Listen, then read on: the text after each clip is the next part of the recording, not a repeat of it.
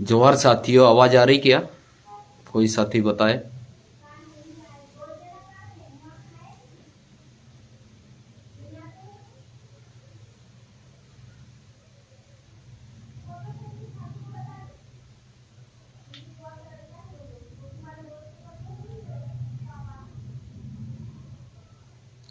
आवाज आ रही क्या साथियों?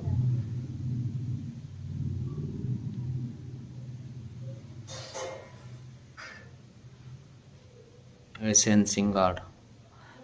Okay, thank you.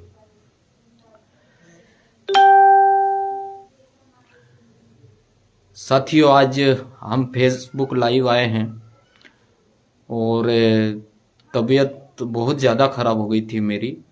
इस कारण से मेरा मोबाइल भी नो नेटवर्क रहा होगा, कभी कभी ऐसा लगा होगा, और बहुत से साथियों का फ़ोन भी मैं अटेंड नहीं कर पाया। मैं माफ़ी चाहता हूँ। और अभी बाटल भी चढ़वा के आया हूँ मैं। और घूमना फिरना थोड़ा ज़्यादा हो गया था। हम लोग सिरपुर गए महाराष्ट्र में, धुलिया ज़िले में।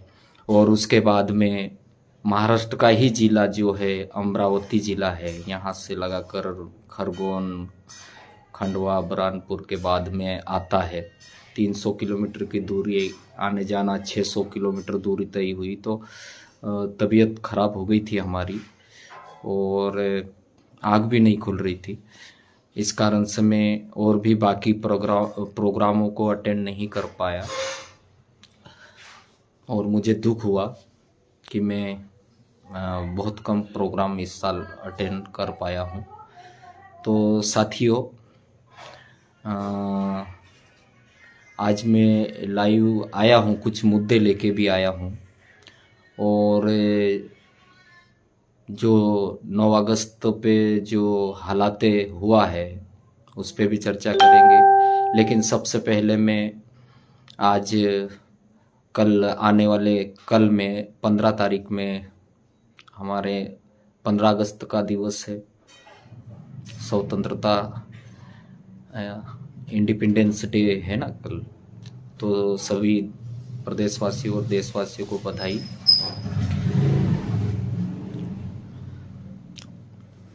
और साथियों, में अभी सबसे पहले मैं धार जिले की बात करना चाहूँगा। जो कारम नदी डैम जो टूटा है और टूटने पर वहाँ की हालातें कैसी है, अभी पानी बह रहा था, कुछ गांव भी डूबते हुए दिखे हमें। तो हम पूछना चाहते कि इसका जिम्मेदार कौन है। 5वीं अनुसूची में आखिर इतना लूजर डैम बनाने की हिम्मत कैसे कर लिया बनाने वालों ने। अगर ठेकेदार ने गलत बनाया तो निगरानी रखने वालों ने क्या किया, और वहाँ के हमारे जो जनप्रतिनिधि है उन्होंने भी ध्यान क्यों नहीं दिया, प्रशासन भी ध्यान नहीं दिया। और आज झड़ी जैसा समय चल रहा है, बारिश हो रही है, लोग इधर उधर भाग रहे हैं, छोटे छोटे बच्चे लेके कहाँ रहेंगे। चलो, बच्चे और परिवार तो रह लेगा, लेकिन गाय है, भैंस है, बकरी है, इनको कहाँ लेके जाएंगे। ये कितनी बड़ी त्रासदी जैसा काम हो गया ये। तो इसके जिम्मेदारों को तो छोड़ना नहीं चाहिए, चाहे कोई भी हो। उन्हें वो बाकायदा सजा का भागीदार है। और हम लोग इंतजार में हैं कि इनको कब गिरफ्तार करते हैं और कब सजा होती है, क्या एक्शन लेता है शासन प्रशासन, इस पे भी नजरें रहेगी। और युवाओं ने 9 अगस्त का जो समारोह हुआ, साप्ताहिक समारोह से लगाकर 9 अगस्त का फाइनल डे वाला समारोह काफी अपार सफलता वाला रहा। कई साथियों ने गाने भी बनाए थे कि कौन डराएगा हमको, हम खांदे बंद किया, हाथमा धंधली, पायमा काछड़ी, वावा छे कौन बिहार से, ऐसे बहुत सारे गाने गाए। और जो लोग हमको डराने की कोशिश कर रहे थे उन लोगों ने देख ही लिया होगा। और रतलाम जिले में इस आयोजन को लेके जो प्रोग्राम हुआ 9 अगस्त का, और आयोजन कमेटी के जो अध्यक्ष थे आरसी भोगरा, उनके ऊपर एफआईआर हुई। ये दुखद बात है, ऐसा नहीं होना चाहिए। हम लोग जेएस के माध्यम से हम लोग एक ही बात करते हैं कि गलत नहीं होना चाहिए। अगर अधिकारी है तो अधिकारी अपने इस सिस्टम को चलाने के लिए उनको बिठाया गया है, तो वो सिस्टम जो है नियम कानून और संवैधानिक तरीके से चलेगा। अगर वो किसी नेताओं के इशारों में चलता है तो यहां पे गड़बड़ हो जाएगी। अगर कोई अधिकारी सिस्टम को चलाने वाले नियम कानून और संवैधानिक तरीके से नहीं चलते हैं तो फिर जैसे संगठन सामने आएंगे, विरोध भी करेंगे। आपके पास सिस्टम ने इतना पावर दे रखा है तो इस पावर को कानूनी तरीके से चलाइए, कानूनी तरीके से लागू कीजिए, किसी को कोई आपत्ति नहीं होगी। लेकिन आप कानून को कठपुतली बनाएंगे, किसी के इशारों में एफआईआर दर्ज करोगे तो यह गलत बात है। तो जेएस जो झूठी एफआईआर होती थी उस चीज पे कंट्रोल करवाने में काफी सफल रहा। और जो डॉक्टर लोग फर्जी एमएलसी बनाते थे, हमारे लोग के साथ मारपीट होती थी तो कुछ भी एमएलसी बना के पुलिस केस बनवा देते थे। उनमें भी उनको भी जेएस के युवाओं ने पूछा है कि आप एमएलसी कैसे बना रहे हो, तो उनमें भी डर घुसा है। अब डॉक्टर लोग भी गलत एमएलसी नहीं बनाएंगे। अब रही बात, मैं इस सिस्टम का व्यक्ति हूं, इस देश का व्यक्ति हूं, इसीलिए सच बोलना मेरा फर्ज बनता है। जुडिशरी से जुड़े हुए जो अधिकारी है वो भी कभी कभी मनमानी तरीके से धारा लगा देते हैं, कभी 144 धारा लगा देते हैं, कभी 188 धारा लगा देते हैं। तो ऐसा नहीं होना चाहिए। आने वाले दिनों में जेएस का इधर भी इशारा रहेगा, क्योंकि हम कानूनी लीगली तरीके से लड़ेंगे, कानूनी तरीके से लड़ेंगे। हमारे पास अब लायरों की भी टीम आ गई है, कोई दिक्कत नहीं। हम लायर कानून की भाषा में बात करेंगे और जवाब भी देंगे। और जो आयोजन हुए हैं, इस आयोजन में जितना भी खर्चा हुआ है वो समाज ने खर्चा किया है। और आप लोग देख रहे होंगे नेताओं की कोई सभाएं होती है तो उसमें सरकारी अधिकारी कर्मचारियों को भी बुलाया जाता है और फ्री की बस कर दी जाती है, फिर भी लोगों का हुजूम कम दिखाई देता है। लेकिन 9 अगस्त में सब अपने जेब के खर्चे से गए हैं। वो जो भीड़ है भाड़े की भीड़ नहीं है, वो समर्पित भीड़ है, समाज के लिए मर मिटने वाले जुनून वाले लोग हैं। तो अपना स्वाभिमान, अपने अस्तित्व, अपनी पहचान और अपनी आइडेंटिटी को लेकर चलने वाले लोगों का एक कारवां चल रहा था। तो इस कारवे ने साबित कर दिया है कि हम भारत के ऑल ट्राइबल कम्युनिटीज जो है, भारत के 705 समुदाय है जो आदिवासी, हम एक मंच पे आ रहे हैं। भारत के करोड़ों आदिवासी एक मंच पे आ रहे हैं, चाहे भील हो, चाहे कोल हो, कोरखू हो, मुंडा हो, संथाल हो, उराव हो, गोंड हो, बारेला हो, भिलाला हो, भील हो, पटलिया हो, सभी कम्युनिटीज एक मंच पे आई है, यूनाइटेड हुए हैं और यूनाइटेड होके एक सुर में आवाज दे रहे हैं कि भारत के संविधान में आप आदिवासी शब्द ऐड कीजिए, भारत के संविधान में आप एबोरिजिनल शब्द ऐड कीजिए। ये यूनाइटेड होके सभी ने आवाज दिया और आदिवासी जो उस जमाने के जो महापुरुष थे उनको इतिहास में जगह दीजिए और जितने भी पुरस्कार मिलते हैं वो पुरस्कार भी उन्हें देना होगा।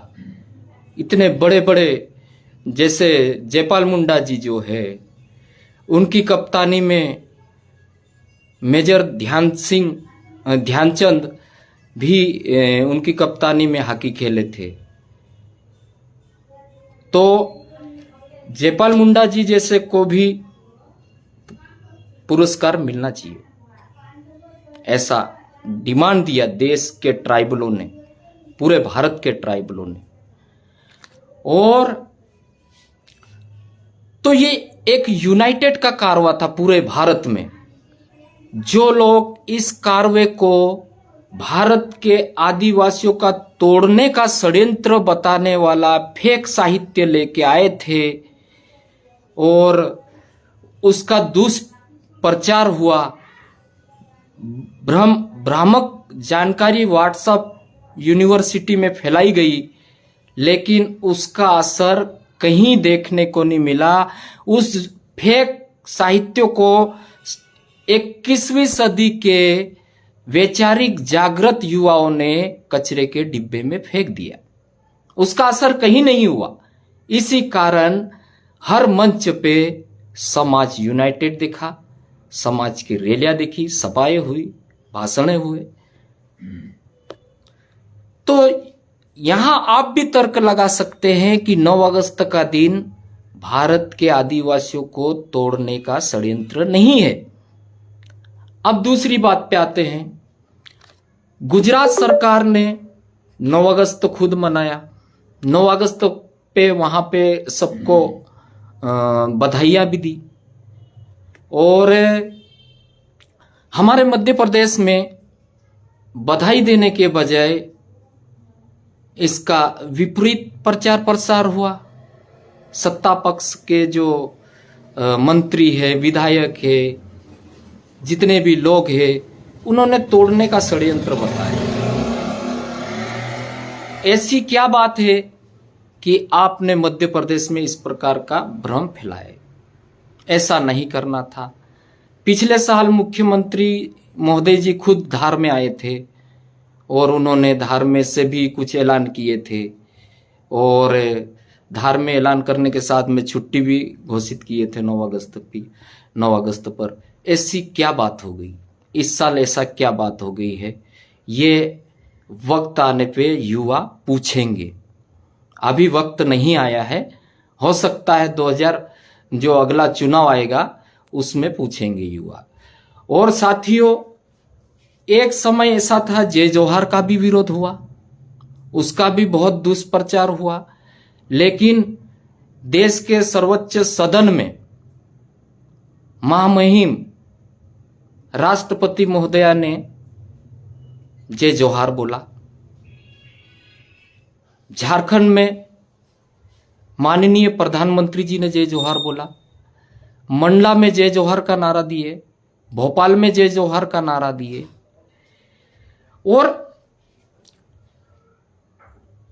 हमारे जो क्रांतिकारी है, अपने जो क्रांतिकारी, उनके सामने अच्छे घुटने के दम पर दंडवत प्रणाम किए हैं। तो ये जो जानकारियां है समाज के सामाजिक संगठनों ने दिया। और साथियों, एक बात और आ रही है कि ये जो जितने भी आयोजन होते हैं, ट्विटर ट्रेंड से लगाकर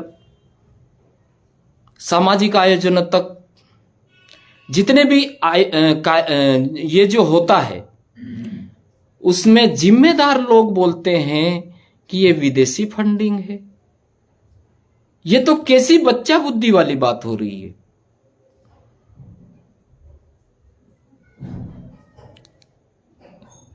किन्हें लगता है विदेशी फंडिंग है? कौन दे रहा है विदेशी फंडिंग पैसा? मेरा कहना है केंद्र से लगाकर राज्य तक आपकी सरकारें हैं। ज्यादातर बीजेपी से जुड़े हुए कुछ नेता लोग या कुछ अधिकारी लोग ये बातें बोलते हैं। चलो, नेताओं का तो काम ही है कि एक दूसरे का विरोध करके अपनी गली से निकलना, लेकिन जो अधिकारी जो है जिम्मेदार पद पे बैठे हैं वो क्या है, क्या जिम्मेदारी निभा रहे? एक सत्ता पक्ष का एजेंट बन के काम कर रहे हैं। वो खुद ही लिख रहे हैं, कुछ कभी महिलाओं के बारे में लिख रहे हैं। मैं सीएम साहब के ओएसडी जी जो है लक्ष्मण सिंह मरकाम जी के पोस्ट पढ़ा तो मुझे दुख हुआ कि आप इतने बड़े पोस्ट पे हैं, आपसे हमको सीखना चाहिए। हम आपसे सीखेंगे, आप हमारे साथ बैठो, विचार करो, वैचारिकता में भाग लो। और आप ऐसे कैसे लिख सकते हैं कि ये विदेशी फंडिंग है? आप लोगों के पास पावर है, हम लोग छोटे लोग हैं, हमारे पास उतना पावर नहीं है। हमारे पास कभी कभी पैसे नहीं रहते तो सभा में भी नहीं जा पाते हैं। ये हालत है हमारी। इधर इधर कभी कभी पैसा करते हैं, कभी मिल जाते हैं, चले जाते हैं। ऐसी हालतों में हम लोग समाज का काम कर रहे। देखिए, आज अभी मेरा इस सूरज शकल देख लीजिए। मैं कोई एसी में बैठने वाला नहीं हूं। मैं 300 किलोमीटर गया 9 अगस्त मनाने के लिए। और गाड़ी कौन सी थी हमारे पास? इक्को गाड़ी थी। हमारे पास कोई एसी वाली गाड़ी, महंगी गाड़ियां भी नहीं है।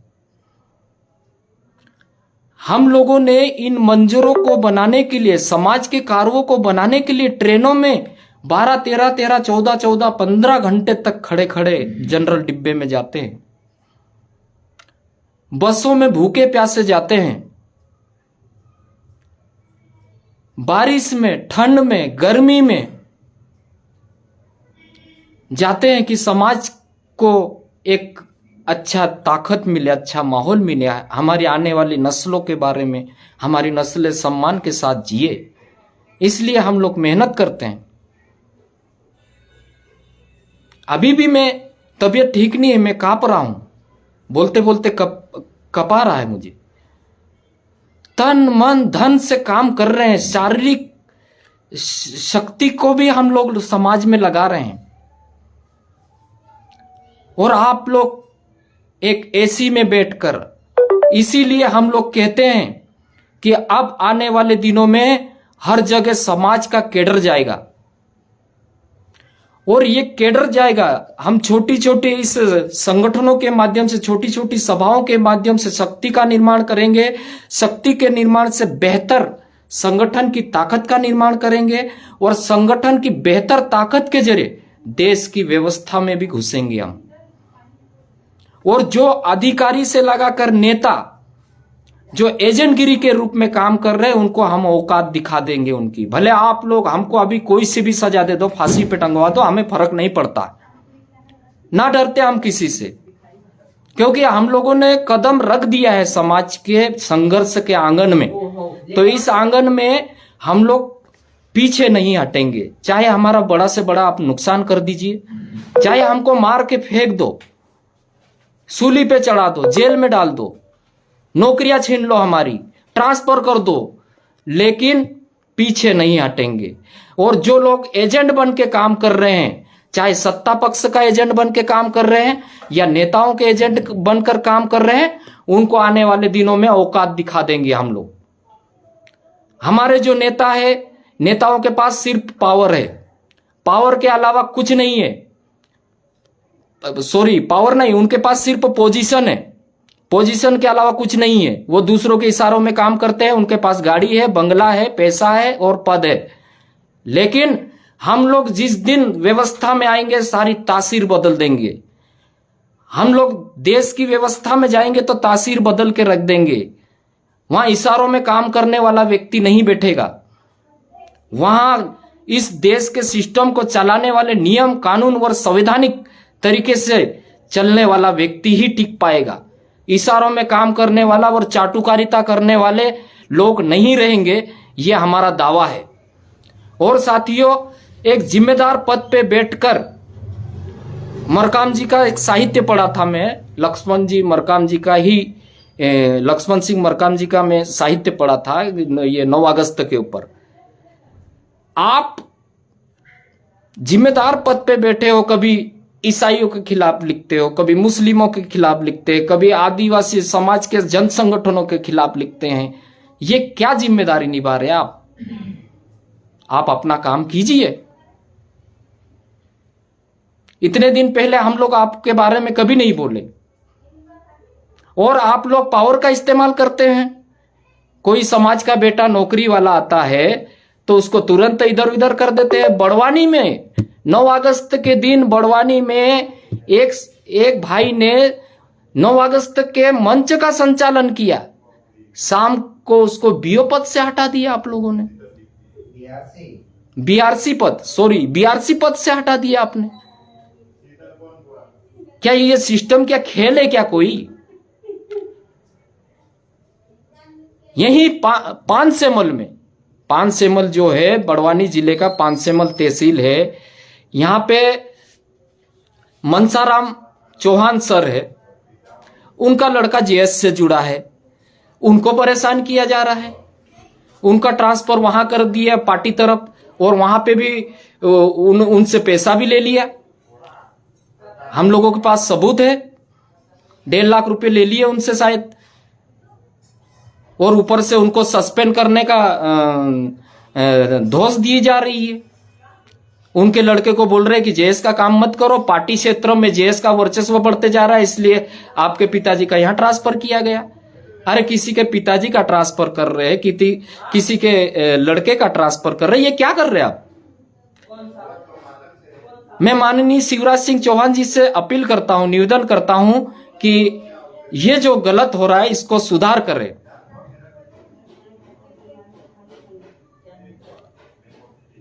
सरकार के आड़ में जो अधिकारी बैठे हैं, ट्रांसफर के नाम पे इतना पैसा ले रहे हैं कि इतनी शिकायतें आती है। ये क्या हो रहा है? क्या इतनी भ्रष्टाचारी कैसे आ गई इस समाज में? क्या नैतिकता मर गई क्या? भारतीय समाज में नैतिकता कहां गई? जो देश प्रेम की बात करते, राष्ट्र प्रेम की बात करते, क्या ये राष्ट्र प्रेम है?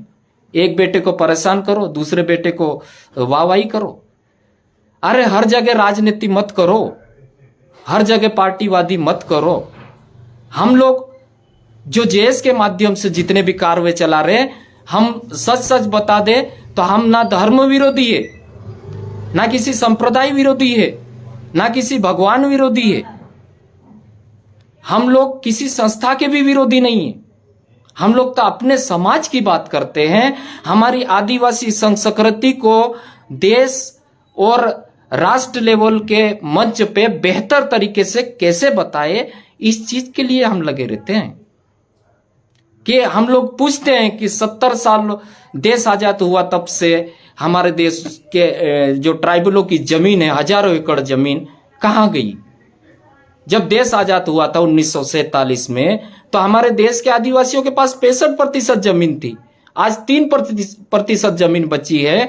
और देश आजाद होने के तुरंत बाद 1959 में भू अधिनियम 1959 लागू हुआ कि उसमें आदिवासी की जमीन कोई नहीं ले सकता। उसके बाद भी ये जमीन कहां गई? क्या इस पे कोई जांच आयोग बना है? और जितने तबके हैं, पूर्व में जो कोरकू समुदाय है और इधर जो सहरिया समुदाय है, उन लोगों की जमीन कितनी गई है? आप सोचो वहां पे क्या जिम्मेदारियां निभा रही है। कोई जिम्मेदारी नहीं निभा रहे हैं। सब हम लोग बोलते क्या, गलत बोलते क्या, पूरी दुनिया में सबकी संपत्ति बढ़ी है, सबकी जनसंख्या बढ़ी है और ट्राइबलों की संपत्ति घटी है, ट्राइबलों की जनसंख्या घट रही है, कई समुदाय विलुप्त के कगार पे है, कई अभी भाषा कितने साल पुरानी अभी अंडमान निकोबार में विलुप्त हो गई है, तो ऐसी भाषाएं विलुप्त हो रही। तो हम लोग क्या गलत कर रहे हैं? हम तो यही तो बोलते हैं कि हमारे त्योहार को मनाओ, अपनी परंपराओं को बचा के रखो, अपने जो प्रथाएं हैं उस तौर तरीके को बना के रखो। यही तो हमारी आइडेंटिटी है। इसी आइडेंटिटी को बचाने की तो बात करते हैं हम लोग आप लोगों के विरोधी कब से हो गए? कोई बोलता जेएस को ये बी टीम है, कोई बोलता ये फलानी टीम की टीम है। अरे ऐसा कब तक करते रहोगे इस राजनीति के चक्कर? राजनीति 5 साल के लिए होती है। समाज तो आपको आखिरी में समाज के पास ही जाना है, तो ऐसा काम क्यों करें हम? समाज से जुड़ के रहे ना। अभी आप जितने भी दिवस मना रहे हैं, मैं बीजेपी का तहे दिल से आभार करता हूं, क्योंकि उन्होंने स्मारक बनाए बहुत सारे, ये भी अच्छी बात है। और बीजेपी सरकार ने 15 अगस्त और 26 जनवरी पे जो प्रदेश के नाम पे संदेश आते हैं, उन पे आदिवासी क्रांतिकारियों का नाम हम लोगों ने सुना। इसके लिए हम बधाई देते हैं, और स्मारक बनाए उसके लिए भी हम बधाई देते, धन्यवाद करते हैं। लेकिन जो सामाजिक संगठनों का विरोध हो रहा है, उस बात को लेके हम बात रखेंगे अपनी। चाहे आप हमको कुछ भी कर दो, हम पीछे नहीं हटेंगे। अभी आपको पता होना चाहिए, जितनी भी एफआईआर हुई है सिर्फ सामाजिक संगठनों के लोगों के ऊपर ही एफआईआर हुई। तो प्रशासन को आगे करके पीछे, पर्दे के पीछे से तीर क्यों चला रहे भाई? ऐसा कब तक चलेगा? हर चीज एक समय के माध्यम तक दबी रहती है, उसके बाद में वो नहीं दबती, वो प्रेशराइज बनती है और फिर स्प्रिंग के मार्फत उछाल मारती है। तो वैसे युवा ऊपर आएंगे, वैचारिक रूप से ऊपर आएंगे, सवाल जवाब करेंगे कि कब तक ऐसा चलेगा सिस्टम में। जहां देखो वहां भ्रष्टाचारी हो रही है। अभी बड़ी मुश्किल से युवा नेतागिरी में गए, तो नेतागिरी का भी माहौल ये कर दिया कि यार 2.5 लाख में फलाना जनपद का, 10 लाख में जिला पंचायत सदस्य का। क्या है, व्यवसायीकरण कर डाला सब चुनाव का। एक आदमी 30-40 हजार लोगों का प्रतिनिधित्व करता है, उस आदमी को, उस व्यक्ति को गाड़ी में बिठा के कैप्चर कर लिया जाता है, तो उसको हम नेता कैसे मानेंगे? क्या ऐसे अपहरण वाले नेता है क्या? ये ऐसी नेतागिरी करेंगे देश में? जिस दिन हम लोग आएंगे तो नेतागिरी की भी तासीर बदल देंगे साथियों। जिसके जेब में पैसा नहीं होगा वो आदमी ऊपर बैठेगा, और पैसे वाली जो बात होती तो वहां पे देश का टैलेंट जो है वो दब जाता है, और उस टैलेंट को दबा दिया जाता है, और पैसे वाले लोग ऊपर बैठ जाते हैं। तो ये चुनाव किसके लिए हो रहा है भाई? गरीबों के लिए चुनाव हो रहा है। गरीब का वोट, एक गरीब का वोट कितनी ताकत रखता है? जितना अंबानी का वोट ताकत रखता है, उतना एक आम गरीब का भी वोट उतना ही ताकत रखता है। इन वोटों के व्यवसायीकरण जो कर रहे हैं, और जो जीते हुए प्रतिनिधि को इधर इधर भगा के ले जा रहे हैं, उनके ऊपर एफआईआर क्यों नहीं करते? अगर आपकी सत्ताएं, चाहे कोई किसी की भी सत्ता हो, चाहे कांग्रेस की हो या बीजेपी की सत्ता हो, अगर ये लोग जनप्रतिनिधियों को 40,000 लोगों का प्रतिनिधित्व करता है, उस व्यक्ति को गाड़ी में ठूस के कहीं दूसरी जगह ले जा रहे, तो इनके ऊपर एफआईआर क्यों नहीं होती? सबसे बड़ा अपराध तो यही है कि इनके ऊपर एफआईआर होना चाहिए, क्योंकि इन्होंने जो 40,000 वोटरों ने वोट दिया है उनकी तौहीन किया है। अगर ऐसी राजनीति चलेगी तो आने वाली पीढ़ियां नाश हो जाएगी, भ्रष्टाचार का भेंट चढ़ जाएगा ये देश। इस देश को कौन बचाएगा? जो राष्ट्र प्रेम की बात करते, कभी कभी इसकी भी बात कर लिया करे। आज हम लोग ये पूछते हैं कि ऐसा क्यों हो रहा है, तो हम लोगों को दोषी ठहराया जाता है, हम लोगों को परेशान किया जाता है। कब तक ऐसा चलेगा? अब ऐसा नहीं चलने वाला है। अब हम लोग जान हथेली पे लेके मैदान में उतर चुके हैं। चाहे हमको मार के फेंक दो, चाहे हमको जेलों में डाल दो, चाहे हमारी नौकरियां छीन लो, अब पीछे हटने वाले नहीं है। क्योंकि इस देश में सच बोलने वाले लोगों की जरूरत है। अगर सच नहीं बोलेंगे तो आने वाले कल को, आने वाली पीढ़ी को क्या मंजर देके जाओगे? बिकाऊ नेता, खरीदा हुआ अध्यक्ष, खरीदा हुआ उपाध्यक्ष, ये लोग क्या सेवा करेंगे? जो पैसा खर्च किया, ये पैसा कहां से निकालेंगे? जनता के पैसे से, पैसा से, जनता से ही लूटेंगे ना। तो लूट को तो आप लोग बढ़ावा दे रहे हैं, जो खरीदारी कर रहे हैं। साफ सुथरी राजनीति होना चाहिए। जेएस कब से बोलता आ रहा है कि आप साफ सुथरा काम कीजिए, किसी को कानून का डर दिखा के डराओ मत।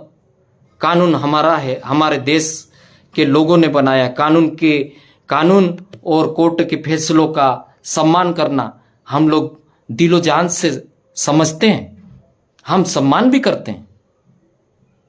लेकिन जिस प्रकार से इशारों वाली बात आ जाती है तो फिर हम लोग बुरा लगता है कि कानून की तौहीन मत करो। जहां पे कानून की तौहीन होती है वहीं पे देश में आंदोलनों के अपार मंजर सामने आते हैं। जहां पे थोड़ी बहुत 19-20 हो जाते हैं, वहां पे बाकायदा देश में आंदोलनों की नदियां आ जाती है। हम लोगों ने इतना मेहनत किया, मेहनत करने के साथ में पीली क्रांति ने एक नया इतिहास को जन्म दिया है।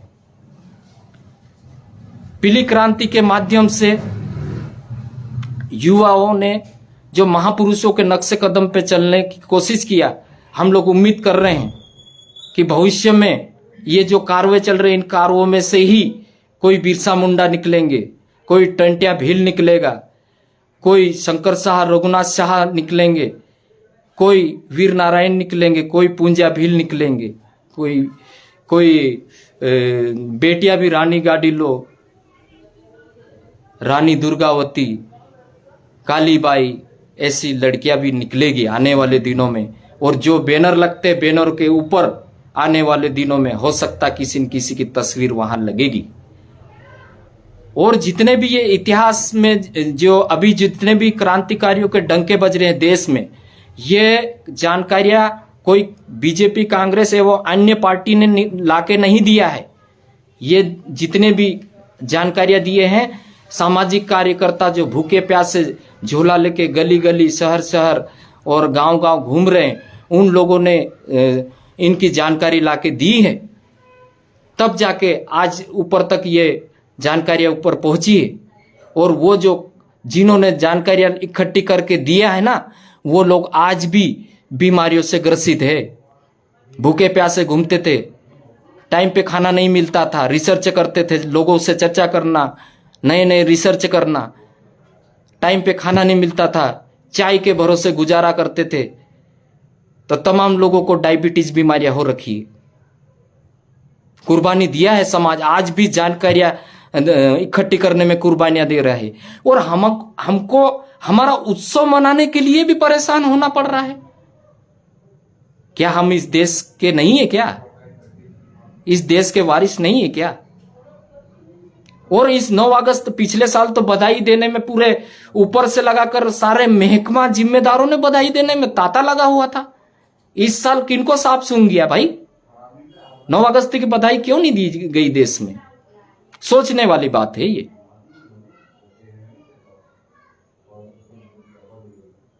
हालात बहुत नाजुक है।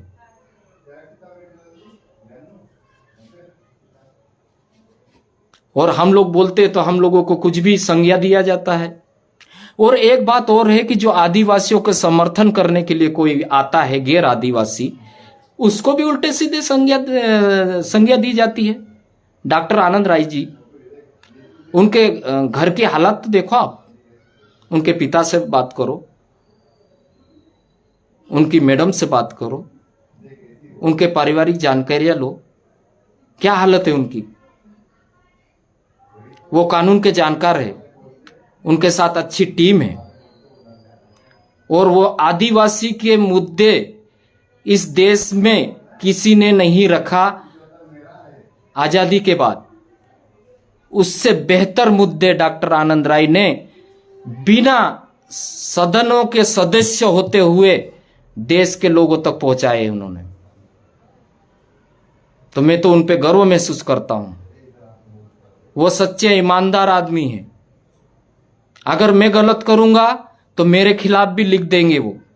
उनको झूठ, छल और धोखेबाजी बर्दाश्त नहीं है। वो रोते हैं, कभी मायूस होते हैं,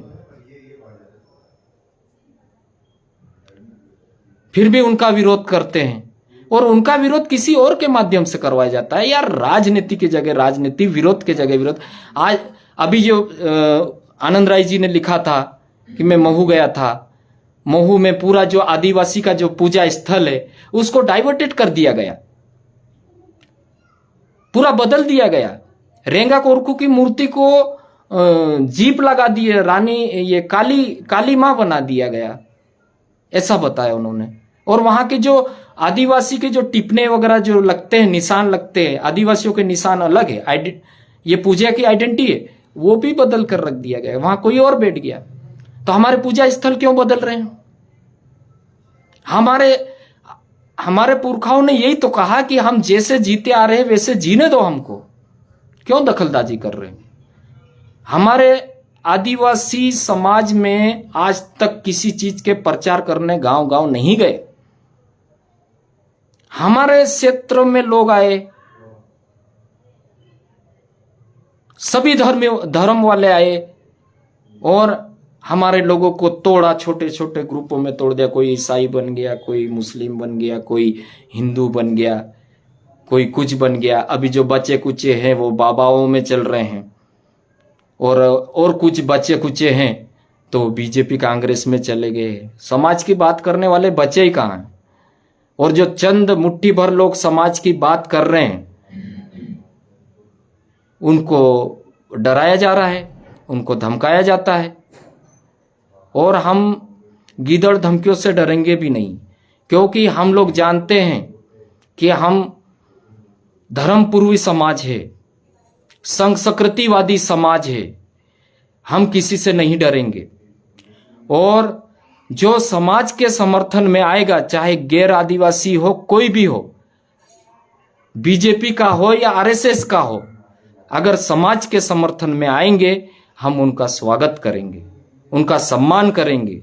लेकिन हमारी संस्कृति को डाइवर्ट करने की कोशिश करा, चाहे सरकार हो, चाहे नेता हो, चाहे कोई तथाकथित संगठन हो, चाहे पार्टी हो, चाहे कोई व्यक्ति हो, किसी को बख्शेंगे नहीं। यह खुला चैलेंज है। अब हम 21वीं सदी के युवा वैचारिक तौर तरीके से जाग चुके हैं। अब हम सीधी डिबेट करने के लिए भी तैयार है।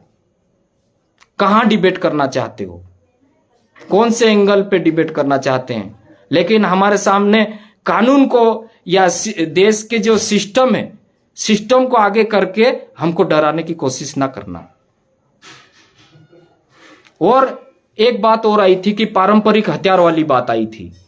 मैं एक बात और बता दूं मैं खुद यहां आपके सामने बैठा हूं, मेरा जो नाल है, जब बच्चा जन्म होता है तो उस समय जो नाल काटा जाता है, प्लेसेंटा, प्लेसेंटा काटा जाता है, तो मेरा तीर से कटा हुआ है। प्लेसेंटा जो कटा था तीर से कटा है।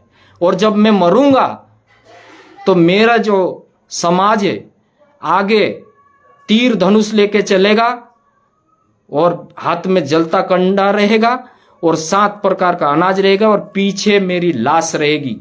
और जब जलाएंगे तो एक तीर पूर्व की तरफ छोड़ेंगे, एक तीर पश्चिम की तरफ छोड़ेंगे। पश्चिम की तरफ छोड़ते उस तीर को उठा के पैरों से लाते हैं और तंत्र मंत्र से करके अपने जो तीरों का तरकस रहता है उस तरकस में रखा जाता है। वो तीर लड़ाई में काम आता है।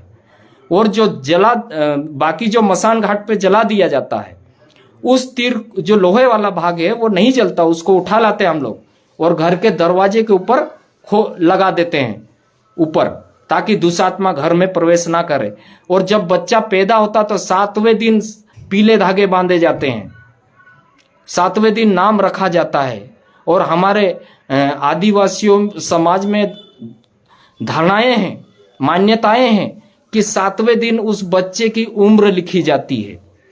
ऐसा मानना है हमारे इसमें। लिखारी जुखारी जो रहती है उनका कितने दिन जिएगा ये वो लिखती है, उम्र लिखी जाती 7वें दिन। इसीलिए 7वें दिन जो पहली काजल लगाई जाती है उस बच्चे को किसी की नजर ना लगे, वो काजल उसी तीर पे बनाई जाती है जो मसान घाट से उठा के लाए और जो लोहे वाला भाग रहता उस पे काजल बना के लगाई जाती है।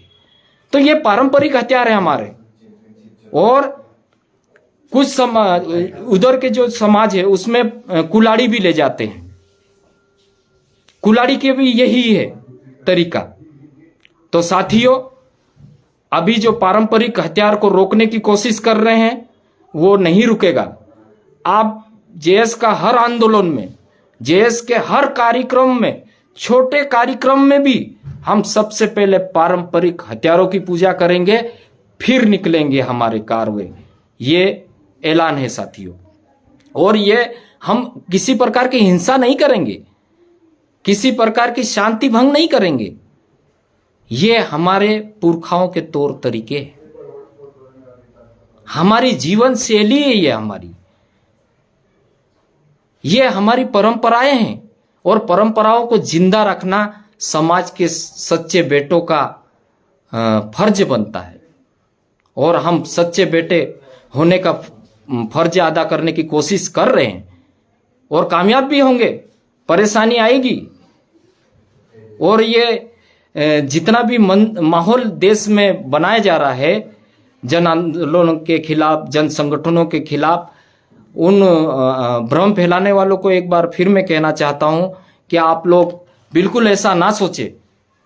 अभी जितने भी जगह पे घटनाएं घटी है, जैसे गुना में जिंदी महिला जल रही थी खेत में, उसको बताया गया कि दिया लेके गई और खेत में जाके जल गई। और डॉक्टरी जांच में डीजल आ रहा है, दिया घासलेट से जलता है। और ये आप लोग जानते हैं कि दिया जो है जलता हुआ खेत में बहुत कम जाता है, हवा का दौर चल रहा था उस समय। तो ये सोचने वाली बात है। नेमावर में इतने 10 फीट गड्ढा खोद के नमक यूरिया खाद डाल के गाड़ दिया। एक निर्भया कांड होता है तो देश में कानून बन जाते हैं, उसका इलाज विदेश में होता है। एक ट्राइबल तबके की लड़कियां मरती है तो उसके लिए कोई जांच तरीके से नहीं हो रहा है, कोई कुछ समझ में ही नहीं आ रहा है, कोई अच्छे वकील की भी नियुक्ति नहीं हो रहा है, क्योंकि आदिवासी समाज कानूनी रूप से बहुत कमजोर है। समाज की बात करने वाले बहुत कम हैं, बिकाऊ नेता ज्यादा हो गए। मायूसी आती है, हम लोग जिन पे भरोसा करते हैं वो बिक जाते हैं। समाज के सामने कुछ और बात करते हैं और उधर जाके कुछ और बात करते हैं। पर आने वाले दिनों में हम लोग इस चीज का भी ध्यान देंगे और इस सिस्टम में हर जगह समाज के बेटों को भेजेंगे। जेएस एक सामाजिक जेएस एक नेतृत्व खड़ा करने का साचा है। यह हर तरफ नेतृत्व खड़े करके भेजेगा। और समाज, हम लोग मतभेद होते रहते हैं, ये वैचारिक मतभेद है, मनभेद नहीं है। वैचारिक मतभेद पे हम हजारों बार लड़ेंगे, मुद्दों पे हजारों बार लड़ेंगे, बहस करेंगे, लेकिन वैचारिक रूप से वैचारिक मतभेद रहेंगे। वैचारिक मतभेद हर किसी में रहता है, लेकिन मनभेद नहीं है। हम सामने मिलेंगे, बकायदा हाथ मिलाएंगे, बात करेंगे, हमारे विरोधियों, विरोध करने के वालों से भी हाथ मिलाएंगे, क्योंकि वो समाज के बेटे हैं।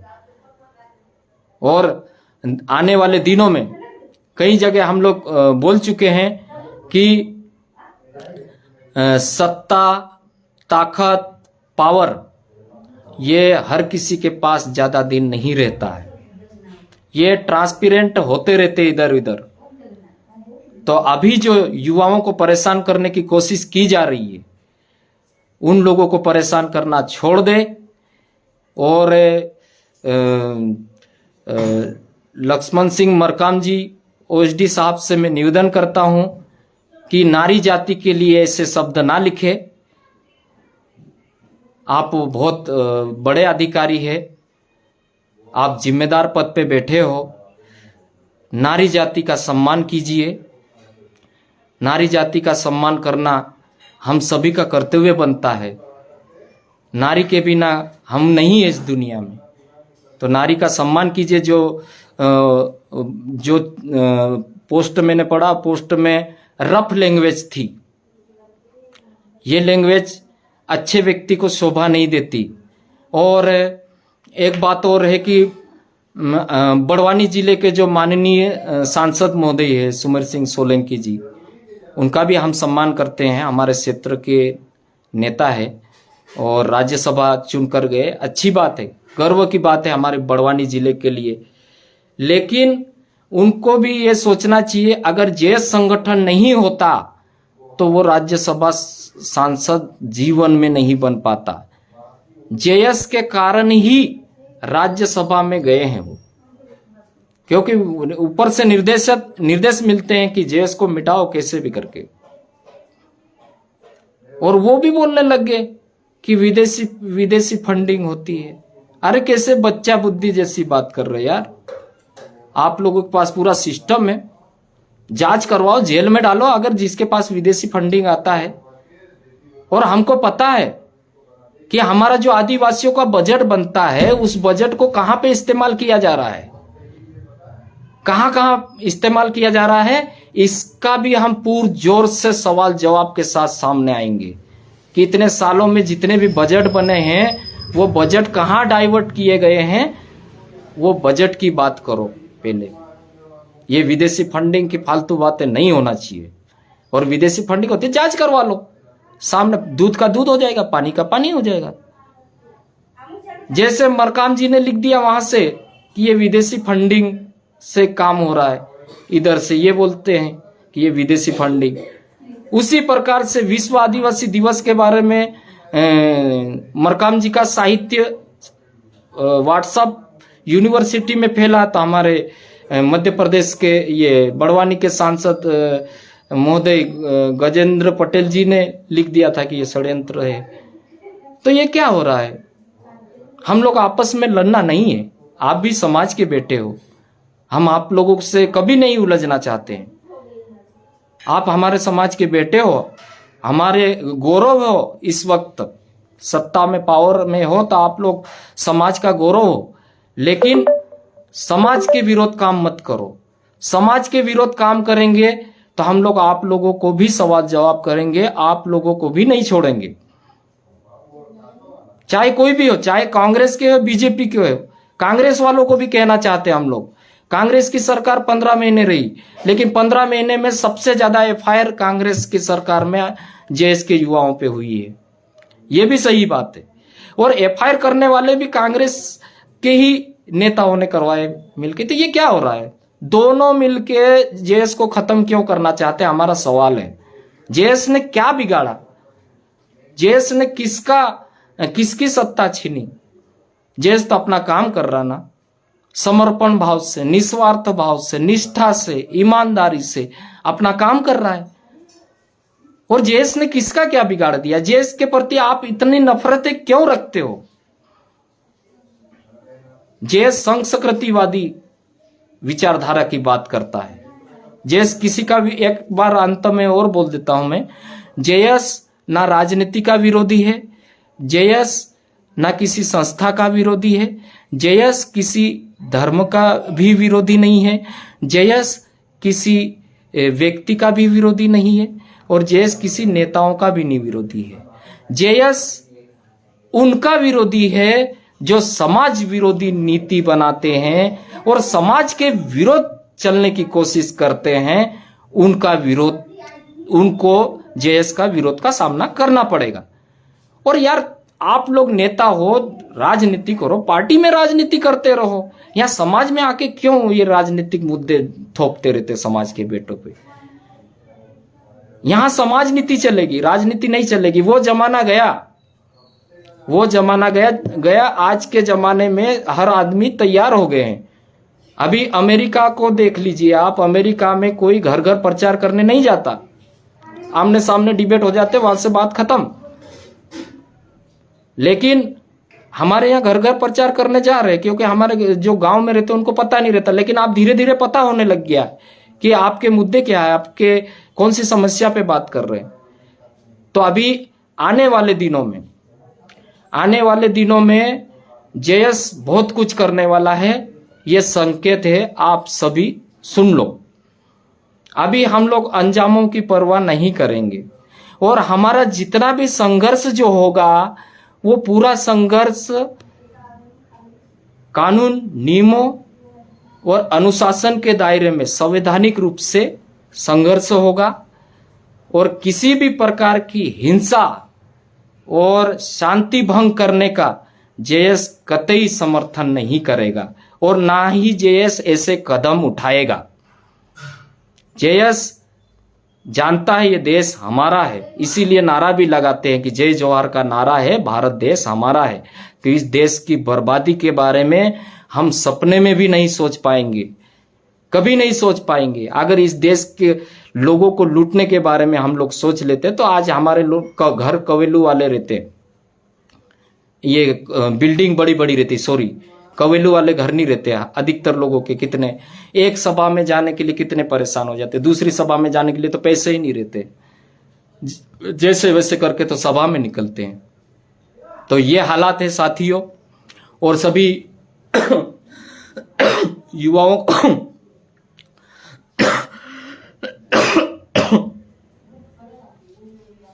लतू पानी लाना।